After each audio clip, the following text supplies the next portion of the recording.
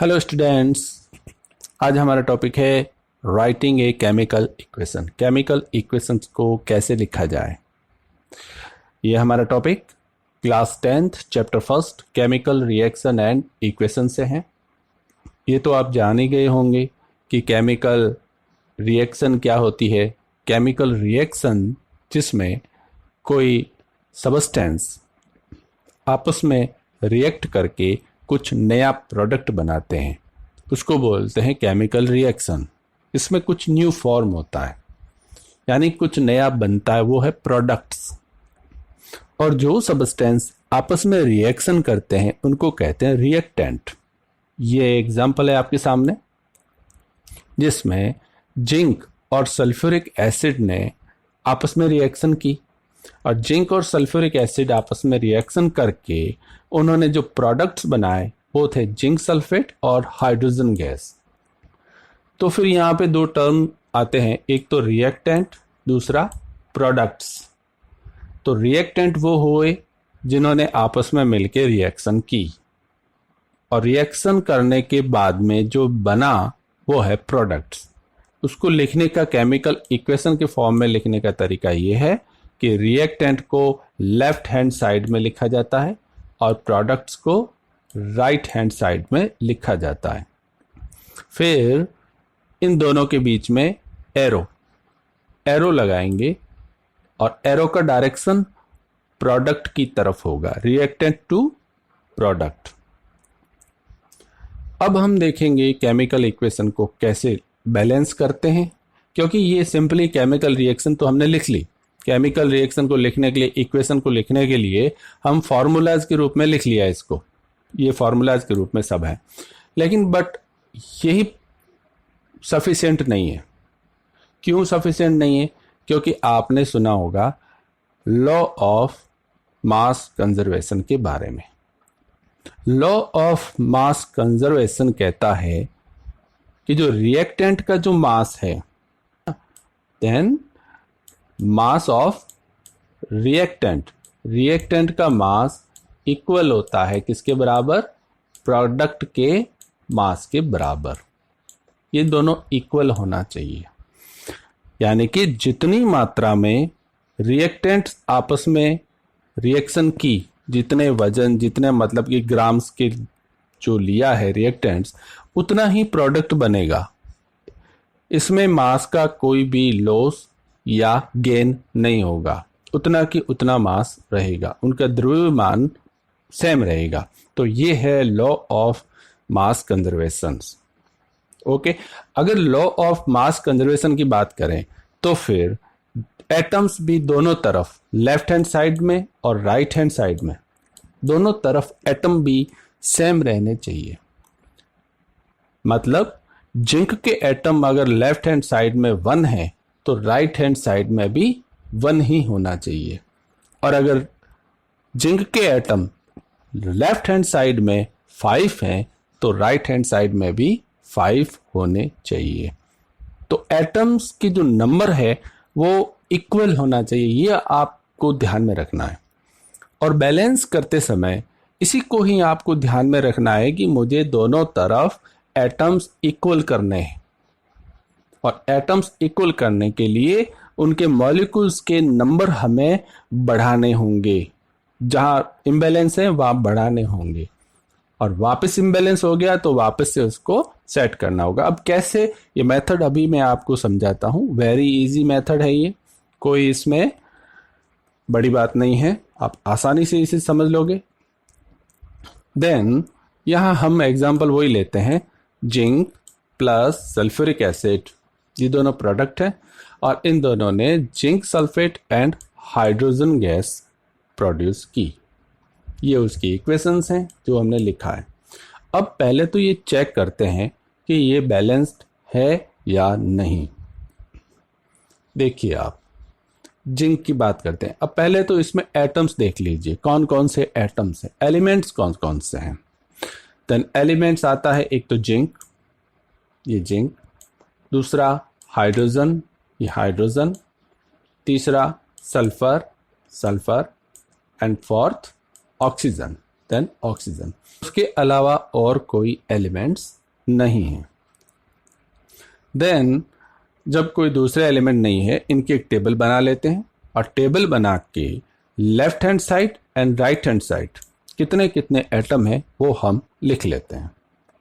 तो आप देखिए जिंक की लेफ्ट हैंड साइड 1 है, ओके 1 एटम्स है, एंड राइट हैंड साइड भी 1 ही है, तो जिंक इज बैलेंस्ड।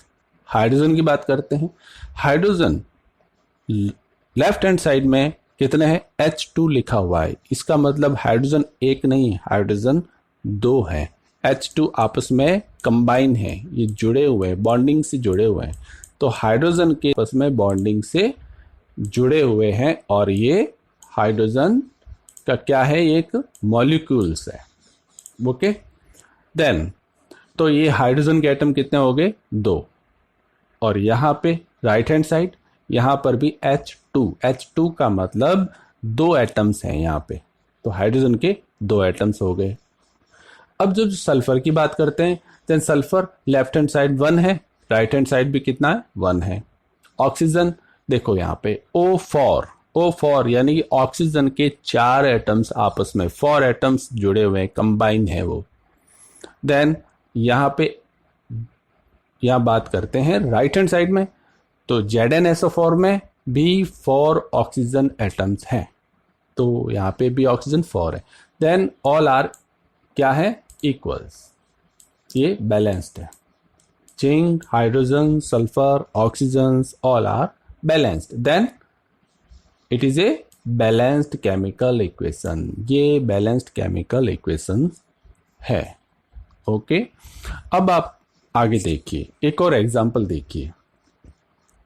ये एग्जांपल है, देखा ही होगा आपने पिछली क्लासेस में कि आयरन के साथ जब वाटर वेपर्स हो जाती है कांटेक्ट में, तब आयरन ऑक्साइड बनता है जिसको हम रस्ट कहते हैं, और हाइड्रोजन गैस प्रोड्यूस होती है। तो ये इक्वेशन है Fe आयरन प्लस H2O, ये वाटर मॉलिक्यूल्स है, और इससे बना एक मॉलिक्यूल्स है ये आयरन ऑक्साइड का Fe3O4, और ये हाइड्रोजन का एक मॉलिक्यूल्स बना है। हाइड्रोजन का एक मॉलिक्यूल मतलब हाइड्रोजन के 2 एटम है इसमें। अब देखते हैं इसमें एलिमेंट्स कौन कौन से हैं। Then iron, hydrogen and oxygen इनमें एलिमेंट्स हैं। लेफ्ट हैंड साइड में आयरन कितना है, तो यहाँ पे देखिए लेफ्ट हैंड साइड में, यहाँ पे लेफ्ट हैंड साइड में ओनली 1 एटम्स है आयरन का। एंड राइट हैंड साइड में देखिए आप Fe3 लिखा हुआ है। Fe3 का मतलब है कि 3 एटम्स जुड़े हुए हैं आयरन के। देन राइट हैंड साइड में 3 एटम्स हैं। हाइड्रोजन लेफ्ट हैंड साइड में H2 मतलब हाइड्रोजन के 2 एटम्स हैं, और राइट हैंड साइड में ये हाइड्रोजन मॉलिक्यूल्स है, एक हाइड्रोजन मॉलिक्यूल्स है, उसमें 2 एटम्स हैं, तो हाइड्रोजन के 2 एटम्स हैं। यहाँ एटम्स काउंट करने, न कि मॉलिक्यूल। H2 का मतलब यहाँ पे एक नहीं है, एक हाइड्रोजन, वो एक तो मॉलिक्यूल है, लेकिन एटम कितना होगा, 2। ऑक्सीजन की बात करते हैं, तो ऑक्सीजन H2O में एक ऑक्सीजन का एटम है, तो लेफ्ट हैंड साइड है, और राइट हैंड साइड में Fe3O4 मतलब उसमें ऑक्सीजन के 4 एटम्स हैं। तो आप यहाँ देखिए, यहाँ पे सिर्फ हाइड्रोजन ही बैलेंस्ड दिखाई दे रहा है, बाकी आयरन और ऑक्सीजन इम्बैलेंस है। तो अब हमें इस रिएक्शन को बैलेंस रिएक्शन में बनाना है, कन्वर्ट करना है। अब शुरुआत कहाँ से करेंगे, हम शुरू कहाँ से करेंगे, शुरू वहाँ से करेंगे, स्टार्ट वहाँ से करेंगे जिस वो मॉलिक्यूल सबसे पहले हमें लेना है जिस मॉलिक्यूल्स में एटम्स ज़्यादा हो। तो आप देखिए कि Fe3O4 इसमें एटम्स ज़्यादा हैं, कितने, 4 तो ऑक्सीजन के हो गए और 3 आयरन के हो गए। तो सबसे पहले हम जिसको बैलेंस करने की कोशिश करेंगे वो मॉलिक्यूल्स होगा Fe3O4, इसको बैलेंस करने की कोशिश करेंगे। इसको बैलेंस करते समय हम ज़्यादा एलिमेंट्स कौन सा है, एटम कौन सा है, ऑक्सीजन, तो सबसे पहले ऑक्सीजन को ही लेते हैं। देन ऑक्सीजन को आप देखिए, लेफ्ट हैंड साइड में 1 है और राइट हैंड साइड में 4 है, तो लेफ्ट में एटम की संख्या बढ़ानी है। 1 से कितनी करनी है 4। तो ऑक्सीजन एटम्स किस में है, किस मॉलिक्यूल में है, वो है इस वाटर मॉलिक्यूल्स में। H2O में ऑक्सीजन के एटम्स हैं।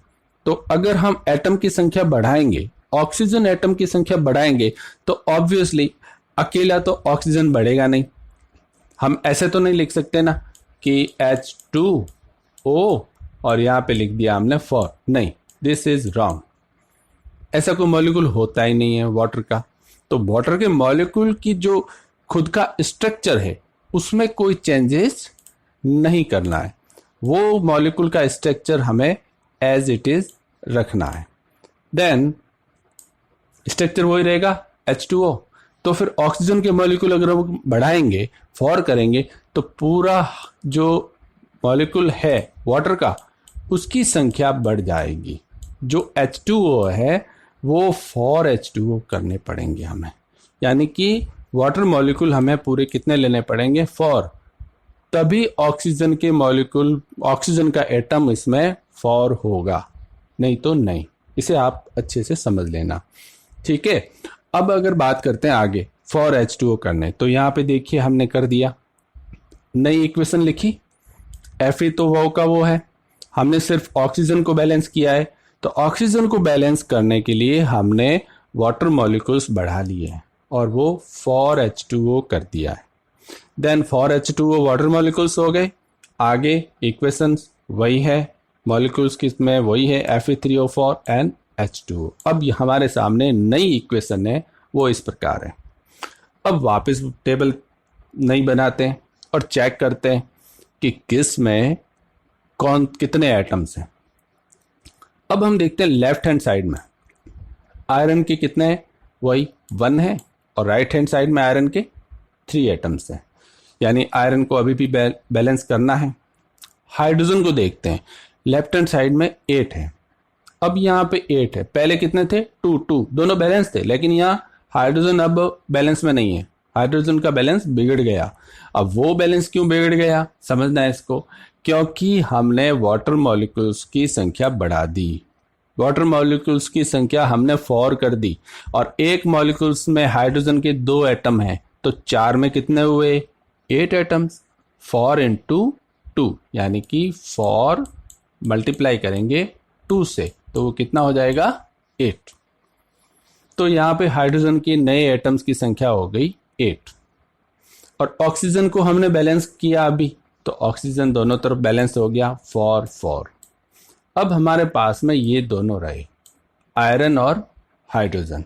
अब इनको बैलेंस करना है। अब उसके लिए हम क्या करेंगे, सबसे पहले हम किस चीज को बैलेंस करेंगे, तो हम जिसको जो इम्बैलेंस हो गया है उसको बैलेंस करने की कोशिश करेंगे। तो इम्बैलेंस कौन हुआ, हाइड्रोजन। तो हाइड्रोजन को बैलेंस करना है हमें। अब आप देखिए यहाँ पे लेफ्ट हैंड साइड में 8 है, तो राइट हैंड साइड में कितने हैं 2 हाइड्रोजन है, समझना है इस बात को। अब दोनों को बराबर करना है, यानी कि इस लेफ्ट राइट हैंड साइड में संख्या बढ़ानी है और वहां पे हमें 8 हाइड्रोजन करने हैं। अब 8 हाइड्रोजन कैसे करेंगे, हाइड्रोजन किस मॉलिक्यूल में है, हाइड्रोजन यहाँ पे हाइड्रोजन का खुद का मॉलिक्यूल है H2। अब एक मॉलिक्यूल में 2 एटम्स हैं, तो हमें कितने मॉलिक्यूल एटम्स चाहिए 8, तो फिर हाइड्रोजन की संख्या हम कर देंगे मॉलिक्यूल्स की 4 H2 कर देंगे। अब 4 H2 किए तो एक मॉलिक्यूल्स में 2 एटम्स हैं, तो 4 में कितने हो गए 8। तो इस तरीके से हाइड्रोजन भी 8 बैलेंस हो जाएगा। तो यहाँ पे हम नई इक्वेशन लिखते हैं, iron 4 H2O Fe3O4 as it is जो पहले था, बस हाइड्रोजन का क्या करना है हमें 4 H2 लिखना है। देखिए आप 4 H2 हो गया। अब इस इक्वेशन में देखिए, अब नई टेबल देखिए आप, न्यू टेबल के हिसाब से क्या हो गया, आयरन वही पहले जैसा 1 रहा और इधर 3, हाइड्रोजन दोनों की तरफ 8 हो गया बैलेंस, ऑक्सीजन दोनों तरफ 4 हो गया बैलेंस। अब बाकी क्या रहा, सिंपल आयरन ही तो रहा, और आयरन राइट हैंड साइड में 3 है और लेफ्ट हैंड साइड में 1 है, तो आयरन क्या है, आयरन फ्रीली एलिमेंट से ओनली Fe पड़ा है, इसके साथ और कोई एटम्स जुड़ा हुआ है नहीं। ओके, तो सिंपली सीधा सीधा हम इस आयरन के एटम्स को बढ़ा लेंगे, यानी कि 1 से क्या कर लेंगे, 3 कर लेंगे और ये बैलेंस हो जाएगा। देखिए 3Fe का हो गया, 4H2O, Fe3O4 एंड 4H2। ये हो गई बैलेंस्ड केमिकल रिएक्शन, जहां पे आयरन दोनों तरफ 3 है, हाइड्रोजन दोनों तरफ 8 हैं और ऑक्सीजन दोनों तरफ 4 हैं। इस तरीके से बैलेंस केमिकल रिएक्शन की जाती है। ये एक एग्जाम्पल था। इस तरीके से एग्जाम में बहुत सारी रिएक्शंस आपको दी जाती है उसको बैलेंस करने के लिए। सिंपली फॉर्मूला और तरीका यही है, इसमें आप बैलेंस करते जाइए और आगे जो इम्बैलेंस हो गया है उसको वापस बैलेंस कीजिए, तो एटलीस्ट लास्ट में आपको एक बैलेंस्ड केमिकल रिएक्शन मिलेगी। फिर उसके बाद में उसको आपको इस फॉर्म में भी लिखना है, मतलब इसको स्टेट बतानी है कि वो गैसीय है, सॉलिड है या लिक्विड है, क्या है हमने जो यूज लिया। तो आयरन जो यूज लिया गया वो सॉलिड था, तो इसलिए कोष्टक में ब्रैकेट में S लिखा है। H2O लिक्विड में नहीं है, वो गैसी फॉर्म में लिया, यानी कि एयर की जो वाटर मॉइस्चर था, एयर का वाटर वेपर था वो है, इसलिए वो गैसीय है। एंड रस्ट जो है Fe3O4 आयरन ऑक्साइड, ये सॉलिड है और हाइड्रोजन वो गैस है, तो उनकी भी हमने ब्रैकेट में इस तरीके से लिख के एक कंप्लीट बैलेंस्ड केमिकल रिएक्शन लिख दी। तो आशा करता हूं आपको ये समझ में आया होगा। आगे देखते हैं हम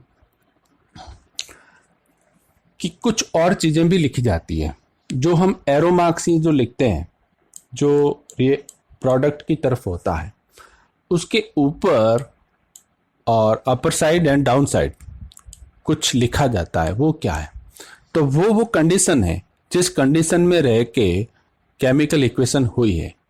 डायरेक्टली ये भाग नहीं लेती, लेकिन इनकी प्रेजेंस एसेंशियल है, प्रेजेंस जरूरी है। तो एक जो जैसे ये कार्बन डाइऑक्साइड है, ये गैस है और हाइड्रोजन गैस है, दोनों ने मिलके ये मैथिल अल्कोहल बनाया है CH3OH।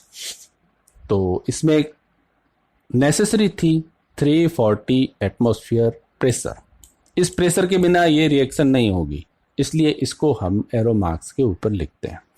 और ये रिएक्शन आपको याद ही होगी, ये फोटोसिंथेसिस की रिएक्शन है, जिसमें कार्बन डाइऑक्साइड के 6 मॉलिक्यूल और 12 मॉलिक्यूल्स हाइड्रोजन के मिलके ग्लूकोज का 1 मॉलिक्यूल्स बनाता है और 6 मॉलिक्यूल्स ऑक्सीजन के और 6 मॉलिक्यूल्स वाटर के बनाते हैं। तो ये आपको पता ही होगा रिएक्शन। इसमें हम सनलाइट एंड क्लोरोफिल लिखते हैं। तो ये क्यों लिखते हैं, क्योंकि इनकी प्रेजेंस के बिना रिएक्शन नहीं होगी। तो इन चीज़ों को जिसमें टेम्परेचर, प्रेशर, कैटलिस्ट एक्सेट्रा वो होते हैं, इनको हम above and below the arrow लिखते हैं इक्वेशन के। इस तरीके से केमिकल रिएक्शंस लिखी जाती है। ओके, अगर आपको अच्छा लगा, समझ में आया, तो प्लीज़ कमेंट कीजिएगा, लाइक कीजिएगा और चैनल को सब्सक्राइब कीजिएगा। Thanks for watching.